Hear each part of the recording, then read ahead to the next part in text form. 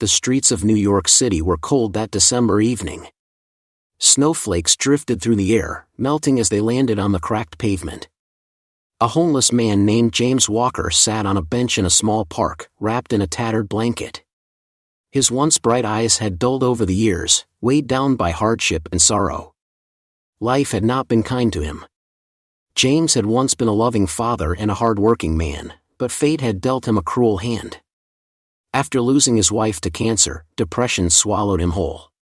He lost his job, then his home, and finally, his dignity. Still, he tried to find warmth in the small kindnesses of strangers. But not everyone saw him as a man in need. Some saw him as a nuisance, a problem to be removed. Officer Ryan Mitchell was one of those people. Young, ambitious, and eager to make a name for himself, Ryan patrolled the city streets with a sharp eye and a firm grip on his baton.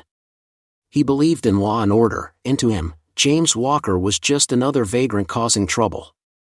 That fateful evening, as James sat quietly on the park bench, a woman walked by and clutched her purse a little tighter. She glanced at James, then at Officer Mitchell, and hurried away. That was all it took. Mitchell approached James with a look of authority. "Hey, you. Get up," Mitchell ordered, nudging James with his foot. James looked up slowly, his breath visible in the icy air. "I'm not bothering anyone, officer. Just trying to stay warm." Mitchell scoffed. "Loitering is against the law. Let's go." James sighed. "I have nowhere to go." "That's not my problem," Mitchell replied coldly. "Up. Now." When James hesitated, Mitchell grabbed him by the arm, pulling him to his feet. The roughness of the action sent James's few possessions, a small, framed picture of his late wife, an old wallet, and a worn-out book, tumbling to the ground. "Please, my wife's picture," James began, but Mitchell shoved him against the bench, twisting his arms behind his back. "You're resisting arrest," the officer snapped, tightening the cuffs around James's thin wrists.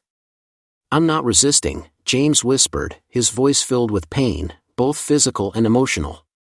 A bystander recorded the entire encounter on their phone. Within hours, the video spread like wildfire on social media.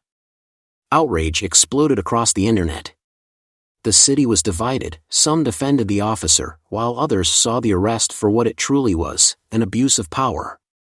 James was taken to jail, charged with trespassing and resisting arrest. The weight of the moment pressed down on him. Had it really come to this? Arrested for merely existing? The next morning, James stood before Judge Eleanor Hayes, a woman known for her fair but firm decisions. She peered over her glasses at the frail man before her, then at Officer Mitchell. The courtroom was packed, activists, reporters, and citizens eager to see justice served. "Mr. Walker, you've been charged with trespassing and resisting arrest," Judge Hayes stated. "How do you plead?" James hesitated. He wasn't a criminal. He wasn't a threat. But what choice did he have? "Not guilty, Your Honor," he said, his voice steady despite the exhaustion in his bones. Judge Hayes turned to the prosecution. "Let's see the evidence." The video was played. Gasps filled the courtroom as they watched Officer Mitchell roughly handle the frail, harmless man. The judge's expression remained unreadable, but her eyes darkened.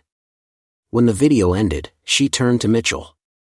"Officer, can you explain why you arrested Mr. Walker?" Mitchell shifted uncomfortably. "He was loitering, Your Honor." Judge Hayes raised an eyebrow. "Loitering? In a public park?" "Well, yes, Your Honor." "And he refused to leave when asked." "I see." She nodded. "Tell me, Officer Mitchell, was Mr. Walker a danger to anyone?" Mitchell hesitated. "No, Your Honor." "Was he disturbing the peace?" "No, Your Honor." The judge leaned forward. "Then tell me, officer, why did you feel the need to use force on a man who was simply sitting on a bench?" Silence. Mitchell swallowed hard but had no answer. Judge Hayes exhaled sharply and turned back to James. "Mr. Walker, I see no reason for you to be standing in my courtroom today. The charges against you are hereby dropped." Tears welled up in James's eyes. "Thank you, Your Honor." Before we dive into this story, leave a comment telling us where in the world you're watching from today, and if you enjoy this story, don't forget to hit that subscribe button. But Judge Hayes wasn't done. She turned to Mitchell. "Officer, your conduct was unacceptable. This court recommends an immediate review of your actions by the department." Mitchell's face paled. Then, in an unprecedented move, Judge Hayes looked at James again. "Mr. Walker, this country has failed you. But today, I refuse to let that continue. I am personally arranging for you to receive housing assistance, job placement support, and access to mental health resources. You are not alone anymore." The courtroom erupted in applause. Tears streamed down James's face. For the first time in years, he felt seen. He felt human again. Months passed, and James's life transformed. With the help of the resources Judge Hayes had provided, he found stable housing and a job at a community center, helping others who had lost their way. The same city that once ignored him now embraced him. As for Officer Mitchell, he faced an internal investigation and mandatory retraining. The experience humbled him. He realized that enforcing the law required empathy, not just authority. He started volunteering at shelters, learning the stories of those he once dismissed.